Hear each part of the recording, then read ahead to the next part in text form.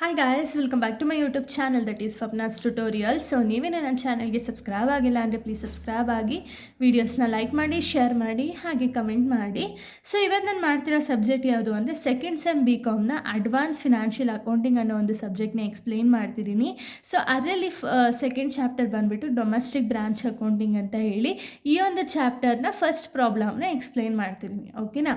So ಈ domestic branch account compulsory ನಿಮಗೆ problem ಇದ್ದೇ ಇರುತ್ತೆ ಸೆಕೆಂಡ್ ಸೆಮ್ BCom ಅವ್ರಿಗೆ. ಇದು ಮೇ ಬಿ ನಿಮಗೆ 6 ಮಾರ್ಕ್ಸ್ ಅಥವಾ ನಿಮ್ದು ಏನು ಪ್ಯಾಟರ್ನ್ ಇದೆಯಲ್ಲ 6 ಮಾರ್ಕ್ಸ್ ಅಥವಾ 5 ಮಾರ್ಕ್ಸ್ಗೂ ಕೇಳ್ಬೋದು, 8 ಮಾರ್ಕ್ಸ್ಗಾರು ಕೇಳ್ಬೋದು, ಇಲ್ಲಾಂದರೆ 14 ಮಾರ್ಕ್ಸ್ಗಂತೂ ಕಂಪಲ್ಸರಿ, ಎರಡರಲ್ಲೂ ಕಂಪಲ್ಸರಿ ಇದ್ದೇ ಇರುತ್ತೆ. ಓಕೆನಾ? ಆ್ಯಸ್ ಯುವರ್ ಪ್ಯಾಟರ್ನ್ ಬೇಸಿಸ್ ಮೇಲೆ ಇದ್ದೇ ಇರುತ್ತೆ. ಸೊ ಈ ಒಂದು ವಿಡಿಯೋದಲ್ಲಿ ನಾನು ಫಸ್ಟ್ ಪ್ರಾಬ್ಲಮ್ನ ಎಕ್ಸ್ಪ್ಲೈನ್ ಮಾಡ್ತಿದ್ದೀನಿ. ಓಕೆನಾ? ಸೊ ಇದು simple problem and easy problem. ನಿಮಗೆ ಈ ಪ್ರಾಬ್ಲಮ್ ಗೊತ್ತಾದರೆ ಸಾಕು, ಇವನ್ 14 ಮಾರ್ಕ್ಸ್ದು ಕೂಡ ಸಿಮಿಲರ್ ಆಗಿ ಬರುತ್ತೆ. ಓಕೆನಾ? ಸೊ ನೋಡಿ, ಇಲ್ಲಿ ನಮಗೆ ಕ್ವಶನ್ ಕೊಟ್ಟಿದ್ದಾರೆ. ಫಸ್ಟ್ ನಾವು ಕ್ವಶನ್ನ ನೋಡೋಣ, ಅದಾದಮೇಲೆ ಒಂದೊಂದನ್ನೇ ಅನಲೈಸ್ ಮಾಡ್ತಾ ಹೇಳ್ತೀನಿ. ಓಕೆನಾ? ಸೊ ಇಲ್ಲಿ ನೋಡಿ, Swapna limited with its head office in Ramanagar as a branch at Bangalore. ಅಂದರೆ ಏನು, ಸ್ವಪ್ನ ಲಿಮಿಟೆಡು ಒಂದು ಹೆಡ್ ಆಫೀಸ್. ಓಕೆನಾ? ಈ ಹೆಡ್ ಆಫೀಸ್ ಎಲ್ಲಿ ಲೊಕೇಟ್ ಆಗಿರೋದು ಅಂದರೆ ರಾಮನಗರದಲ್ಲಿ ಲೊಕೇಟ್ ಆಗಿದೆ. ಓಕೆನಾ? ಇವ್ರು ಏನು ಮಾಡ್ತಿದ್ದಾರೆ ಅಂದರೆ ಬ್ರಾಂಚ್ನ ಓಪನ್ ಮಾಡಿದ್ದಾರೆ. ಎಲ್ಲಿ? ಬ್ಯಾಂಗ್ಳೂರಲ್ಲಿ ಈ ಒಂದು ಸ್ವಪ್ನ ಲಿಮಿಟೆಡ್ ಅಂತ ಹೇಳಿ ಒಂದು ಬ್ರಾಂಚನ್ನು ಓಪನ್ ಮಾಡಿದ್ದಾರೆ. ಓಕೆನಾ? You are given the following relating to Bangalore branch for the year ending 31/3/2026 ಅಂತ ಹೇಳಿದ್ದಾರೆ. ಅಂದರೆ ಏನು, ನಮಗೆ ಈ ಬ್ರಾಂಚ್ ಏನಿದೆಯಲ್ಲ, ಅಂದರೆ ಬ್ಯಾಂಗ್ಳೂರ್ ಬ್ರಾಂಚ್ ಏನಿದೆಯಲ್ಲ ಅದ್ರ ಡೀಟೇಲ್ಸ್ನ ನಮಗಿಲ್ಲಿ ಕೊಟ್ಟಿದ್ದಾರೆ. ಓಕೆನಾ? As on year ending 31/3/2026 related ಡೀಟೇಲ್ಸ್ನ ನಮಗೆ ಕೊಟ್ಟಿದ್ದಾರೆ. ಓಕೆನಾ? ಸೊ ಬನ್ನಿ, ಏನೇನು ಡೀಟೇಲ್ಸ್ನ ಕೊಟ್ಟಿದ್ದಾರೆ ನೋಡ್ತಾ ಹೋಗೋಣ. Stock on 1/4/2025 at the branches 32,600. Stock as on 31/3/2026 at the branch 37,100. Petty cash as on 1/4/2025 110. Goods sent to branch 45,600. Goods returned by the branch 3,900. Cash sales at the branch 71,900. Cash sent to the branch for expenses, salary 12,800, rent 3,000, petty cash 2,600. Petty cash at the branch as on 31/3/2026 is 90. Prepare the branch account ಅಂತ ಹೇಳೋರೆ. ಓಕೆನಾ? ನಮ್ಗೆ ಇಷ್ಟೇ ಡೀಟೇಲ್ಸ್ನ ಕೊಟ್ಟಿದ್ದಾರೆ. ಇಷ್ಟು ಡೀಟೇಲ್ಸಲ್ಲಿ ನೀವು branch ಅಕೌಂಟ್ನ open ಮಾಡಬೇಕು and ತುಂಬ ಈಸಿಯಾಗಿ ಓಪನ್ ಮಾಡ್ಕೋಬೋದು. ಓಕೆನಾ? ಸೊ ನೋಡಿ, ಇಲ್ಲಿ ಸ್ಟಾಕ್ ಆನ್ 1/4/2025 ಅಂದರೆ ಏನು, 1/4 ಅಂದರೆ ಏನು, ಬಿಗಿನಿಂಗ್ ಅಲ್ವಾ? ಅಂದರೆ ಒಂದು ಯೂಶ್ವಲಿ ನಾವೇನು ಅಕೌಂಟಿಂಗ್ ಇಯರ್ ತೊಗೊಳ್ತೀವಲ್ಲ ಅದರಲ್ಲಿ ಬಿಗಿನಿಂಗ್ ಅಲ್ವಾ? ಸೊ 1/4/2025 ಅಂದರೆ ಏನಿಲ್ಲಿ ಓಪನಿಂಗ್ ಸ್ಟಾಕ್ ಅಂತ ಹೇಳಿ ಅರ್ಥ. ಓಕೆನಾ? ಸೊ ನಿಮ್ಗೆ ಅಕಸ್ಮಾತ್ ಒಂದೊಂದ್ಸತಿ ಹಿಂಗೆ ಕೊಡ್ತಾರೆ, ಆ್ಯಸ್ ಆನ್ ಅಂತ ಹೇಳಿ ಡೇಟ್ನ ಕೊಡ್ತಾರೆ. 1/4 ಅಂತ ಹೇಳಿ ಬಂತು ಅಂದರೆ ಅದು ಓಪನಿಂಗ್ ಸ್ಟಾಕ್. ಓಕೆನಾ? ಅದೇ ಏನಾದರೂ 31/3/2026 ಅಂತ ಬಂತು ಅಂದರೆ ಅದು ಕ್ಲೋಸಿಂಗ್ ಸ್ಟಾಕ್. ಓಕೆನಾ? ಇಲ್ಲ ನಿಮ್ಗೆ ಡೈರೆಕ್ಟಾಗಿ opening stock on the branch ಅಂತ ಹೇಳಿ ಕೇಳ್ಬೋದು. ಇಲ್ಲ ಈ ಥರ ಡೇಟ್ಸ್ ಕೊಟ್ಟರು ಅಂದರೆ ನೀವು ಗ್ಯಾಪ್ನ ಕಿಕ್ಕೊಳ್ಳಿ. 1/4/2025 ಕೊಟ್ಟರು ಅಂದರೆ ಓಪನಿಂಗ್ ಸ್ಟಾಕ್, ಇಲ್ಲ 31/3/2026 ಕೊಟ್ಟರು ಅಂದರೆ ಅದು ಕ್ಲೋಸಿಂಗ್ ಸ್ಟಾಕ್. ಓಕೆನಾ?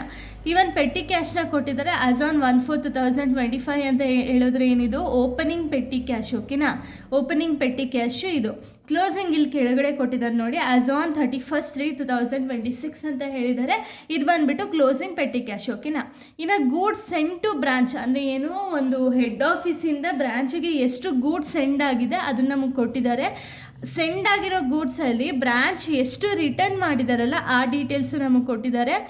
ಕ್ಯಾಶ್ ಸೇಲ್ಸ್ನ ಕೊಟ್ಟಿದ್ದಾರೆ. ಹಾಗೆ ಒಂದು ಕ್ಯಾಶ್ ಏನು ಸೆಂಡ್ ಮಾಡಿರ್ತಾರೆ ನೋಡಿ ಬ್ರಾಂಚ್ಗೆ ಫಾರ್ ದ ಎಕ್ಸ್ಪೆನ್ಸಸ್ ಪರ್ಪಸ್ಗೆ ಏನೇನೆಲ್ಲ ಅಮೌಂಟ್ನ ಸೆಂಡ್ ಮಾಡಿದಾರಲ್ಲ ಆ ಡೀಟೇಲ್ಸು ಕೊಟ್ಟಿದ್ದಾರೆ. ಓಕೆನಾ? ಇದರಲ್ಲಿ ನಾವು ಪೆಟ್ಟಿ ಕ್ಯಾಶ್ನ ಇದರಲ್ಲಿ ನಾವು ಬ್ರಾಂಚ್ ಅಕೌಂಟ್ನ ಪ್ರಿಪೇರ್ ಮಾಡಬೇಕಾಗುತ್ತೆ. ಓಕೆನಾ?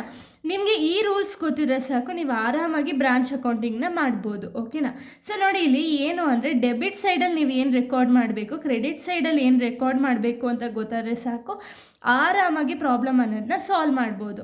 ಸೊ ನೋಡಿ, ಡೆಬಿಟ್ ಸೈಡಲ್ಲಿ ಯಾವುದೇ ರೀತಿಯ ಎಕ್ಸ್ಪೆನ್ಸಸ್ ಇರಲಿ, ಓಪನಿಂಗ್ ಸ್ಟಾಕ್ ಇರಲಿ ಅಥವಾ ಕ್ಲೋಸಿಂಗ್ ಲಯಬಿಲಿಟೀಸ್. ಓಕೆನಾ? ಓಪನಿಂಗ್ ಸ್ಟಾಕು ಕ್ಲೋಸಿಂಗ್ ಲಯಬಿಲಿಟೀಸ್ ಇತ್ತು ಅಂದರೆ ಡೆಬಿಟ್ ಸೈಡ್ ತೊಗೊಳ್ತೀರಾ.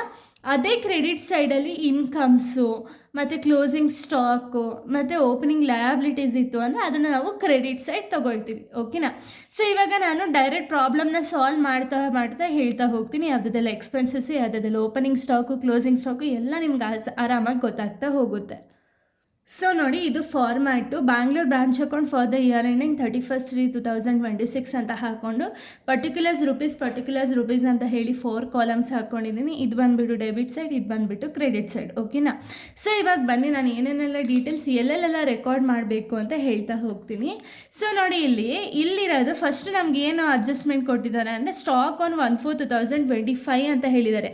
ಸ್ಟಾಕ್ ಆನ್ 1/4/2025 ಅಂದರೆ ಏನು? ಅದು ಓಪನಿಂಗ್ ಸ್ಟಾಕ್ ಅಂತ ಅರ್ಥ. ಓಪನಿಂಗ್ ಸ್ಟಾಕ್ ಯಾವಾಗಲೂ ಯಾವ ಕಡೆ ಬರಬೇಕು? ಡೆಬಿಟ್ ಸೈಡ್ ಬರಬೇಕು. ಓಕೆನಾ? ನಿಮ್ಗೆ ಯಾವುದೇ ಓಪನಿಂಗ್ ಸ್ಟಾಕ್ ಕೊಟ್ಟಿರಲಿ, ಓಕೆನಾ, ಯಾವುದೇ ಓಪನಿಂಗ್ ಸ್ಟಾಕ್ ಕೊಟ್ಟಿದ್ರು ಫಸ್ಟು ಡೆಬಿಟ್ ಸೈಡೇ ಬರಬೇಕು. ಓಕೆನಾ? ಯಾವುದೇ ಕ್ಲೋಸಿಂಗ್ ಸ್ಟಾಕ್ ಕೊಟ್ಟಿದ್ರೆ ಕ್ರೆಡಿಟ್ ಸೈಡೇ ಹಾಕ್ಕೋಬೇಕು. ಓಕೆನಾ? ಓಪನಿಂಗ್ ಸ್ಟಾಕ್ ಎಷ್ಟಿದೆ?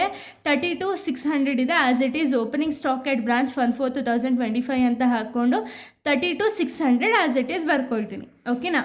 ನೆಕ್ಸ್ಟ್ ಏನಂತ ಹೇಳಿದರೆ, stock as on 31/3/2026 at branch 31/3/2026 ಅಂದರೆ ಏನು? ಇದು ಕ್ಲೋಸಿಂಗ್ ಸ್ಟಾಕ್ ಅಂತ ಅರ್ಥ. ಓಕೆನಾ? ಓಪನಿಂಗ್ ಸ್ಟಾಕ್ ನಾವು ಡೆಬಿಟ್ ಸೈಡ್ ಬರ್ದೋ ಅಂದರೆ ಕ್ಲೋಸಿಂಗ್ ಸ್ಟಾಕ್ ನಾವು ಯಾವ ಕಡೆ ಬರೀಬೇಕು? ಕ್ರೆಡಿಟ್ ಸೈಡ್ ಬರೀಬೇಕು. ಸೊ ಅದಕ್ಕೆ ನೀವು ಲಾಸ್ಟಲ್ಲಿ ಬರ್ಕೊಬಿಡಿ. ಓಕೆನಾ? ಕ್ರೆಡಿಟ್ ಸೈಡ್ ನೀವು ಇಲ್ಲೇ ಬೇಕಾದರೂ ಬರಿಬೋದು, ಇಲ್ಲ ನನಗೆ ಫಾರ್ಮೆಟ್ ಪ್ರಾಪರಾಗಿರಬೇಕು ಅಂದರೆ ಇನ್ ದ ಲಾಸ್ಟ್ ಬರೆಯೋಣ. ಓಪನಿಂಗ್ ಇಲ್ಲಿ ಸ್ಟಾರ್ಟ್ ಆಯಿತು ಅಂದರೆ ಕ್ಲೋಸಿಂಗ್ ಇಲ್ಲ ಅಲ್ವಾ ಎಂಡ್ ಆಗೋದು. ಸೊ ಇನ್ ದ ಲಾಸ್ಟ್ ಬರೀತಿದ್ದೀನಿ. ಓಕೆನಾ?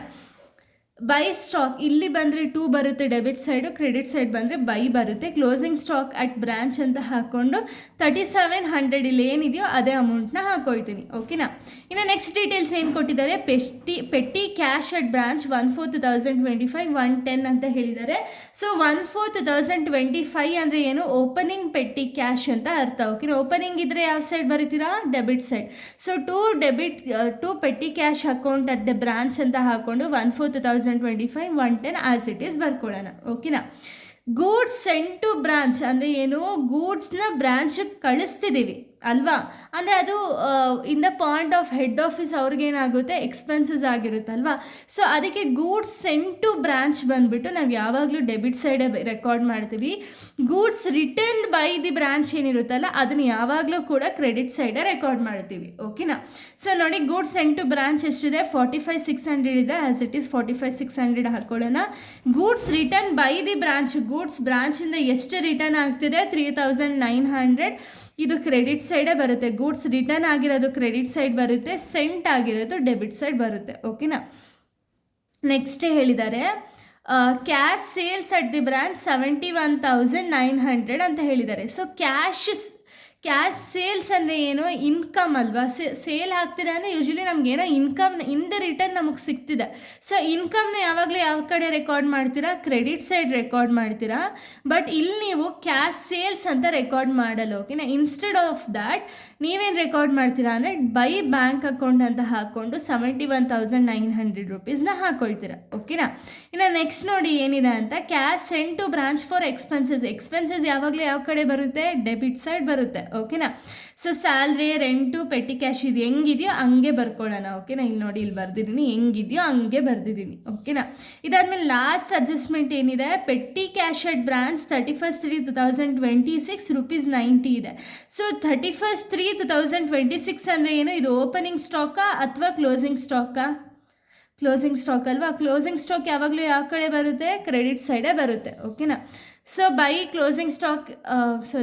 ಪೆಟ್ಟಿ ಕ್ಯಾಶ್ ಅಟ್ ಬ್ರಾಂಚ್ ಅಂತ ಹಾಕ್ಕೊಂಡು 90 ರೂಪೀಸ್ ಹಾಕೋಬೇಕು. ಓಕೆನಾ? ಇದಿಷ್ಟೇ ಡೀಟೇಲ್ಸ್ ನಮಗೆ ಕೊಟ್ಟಿರೋದು, ಇನ್ಯಾವುದೇ ಡೀಟೇಲ್ಸ್ ನಮಗೆ ಕೊಟ್ಟಿಲ್ಲ. ಸೊ ಇವಾಗ ಎರಡು ಕಡೆನೂ ಬ್ಯಾಲೆನ್ಸ್ ಮಾಡೋಣ.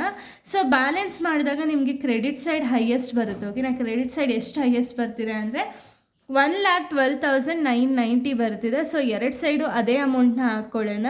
ಸೊ ಇವಾಗ ಡೆಬಿಟ್ ಸೈಡ್ ನಮಗೆ ಬ್ಯಾಲೆನ್ಸ್ ಬರ್ತಿರೋ ರೀಸನಿಂದ to general profit and loss account ಅಂತ ಹಾಕ್ಕೊಂಡು ಇದು ಬ್ಯಾಲೆನ್ಸಿಂಗ್ ಫಿಗರ್. ಓಕೆನಾ? ಸೊ ಇದು ಬ್ಯಾಲೆನ್ಸಿಂಗ್ ಫಿಗರ್ ಎಷ್ಟು ನಮಗೆ ಬ್ಯಾಲೆನ್ಸಿಂಗ್ ಫಿಗರ್ ಬಂದಿದೆ ಅಂದರೆ 16,200 ಬಂದುಬಿಟ್ಟು ನಮಗೆ ಬ್ಯಾಲೆನ್ಸಿಂಗ್ ಫಿಗರ್ ಅನ್ನೋದು ಬಂದಿದೆ. ಓಕೆನಾ? ಸೊ ನೋಡಿ, ಇಷ್ಟೇ ಒಂದು ಪ್ರಾಬ್ಲಮ್. ಓಕೆನಾ? ನಿಮಗೆ ಬ್ರಾಂಚ್ ಅಕೌಂಟ್ ಕೇಳಿದ್ರು ಅಂದರೆ ನಿಮಗೆ 8 ಮಾರ್ಕ್ಸ್ಗಾರು ಆಗಿರಲಿ ಅಥವಾ ಈ ರೀತಿ 8 ಮಾರ್ಕ್ಸೋ 6 ಮಾರ್ಕ್ಸ್ಗೋ ನಿಮಗೆ ಕೇಳಿದ್ರು ಅಂದರೆ ಇಷ್ಟೇ ನೀವು ಮಾಡಬೇಕಾಗಿರೋ ಒಂದು ಪ್ರಾಬ್ಲಮ್. ಓಕೆನಾ? ಆರಾಮ್ಸೆ ಸಾಲ್ವ್ ಮಾಡ್ಬೋದು. ಏನೇ ಒಂದು ಓಪನಿಂಗ್ ಸ್ಟಾಕ್ ಇತ್ತು ಅಂದರೆ ಅದನ್ನು ನೀವು ಯಾವ ಕಡೆ ಬರೀತೀರಾ? ಡೆಬಿಟ್ ಸೈಡ್ ಬರೀತೀರಾ. ಕ್ಲೋಸಿಂಗ್ ಸ್ಟಾಕ್ ಇತ್ತು ಅಂದರೆ ಕ್ರೆಡಿಟ್ ಸೈಡ್ ಬರೀತೀರಾ. ಅದೇ ಏನಾದರೂ ನಿಮಗೆ ಯಾವುದೇ ಒಂದು ಎಕ್ಸ್ಪೆನ್ಸಸ್ ಕೊಡಲಿ ಡೆಬಿಟ್ ಸೈಡ್ ಬರಿತೀರಾ, ಅದೇ ಎಕ್ಸ್ಪೆನ್ಸಸ್ ಇಲ್ಲಿ ಡೆಬಿಟ್ ಸೈಡ್ ಬರಿತೀರಾ ಅಂದರೆ ಇನ್ಕಮ್ ಎಲ್ಲ ಎಲ್ಲಿ ಬರಿತೀರಾ, ಕ್ರೆಡಿಟ್ ಸೈಡ್ ಬರಿತೀರಾ. ಓಪನಿಂಗ್ ಲಯಬಿಲಿಟೀಸ್ನ ಡೆಬಿಟ್ ಸೈಡ್ ಬರೆದ್ರೆ ಕ್ಲೋಸಿಂಗ್ ಲಯಬಿಲಿಟೀಸ್ನ ಕ್ರೆಡಿಟ್ ಸೈಡ್ ಬರಿತೀರಾ.